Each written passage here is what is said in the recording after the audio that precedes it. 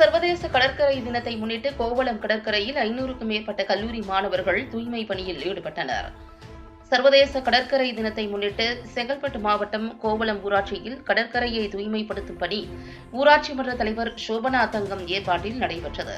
இதில் OMR சாலையில் உள்ள 5க்கும் மேற்பட்ட கல்லூரிகளைச் சேர்ந்த 500க்கும் மேற்பட்ட நாட்டு நலப்பணி திட்ட மாணவர்கள் கலந்து கொண்டு கடற்கரையை தூய்மைப்படுத்தினர். இதில் மக்கும் குப்பை, மக்காத குப்பை என தரம் பிரித்து சுமார் 1500 கிலோ குப்பைகளை மாசு கட்டுப்பாடு வாரியத்திடம் ஒப்படைத்தனர். இந்த நிகழ்ச்சியில் திருப்போரூர் வட்டாட்சியர் சரவணன், STS ஃபவுண்டேஷன் நிறுவனர் சுந்தர் மற்றும் ஊழியர்கள், கல்லூரி பேராசிரியர்கள், மாணவர்கள் என 500க்கும் மேற்பட்டோர் கலந்து கொண்டனர்.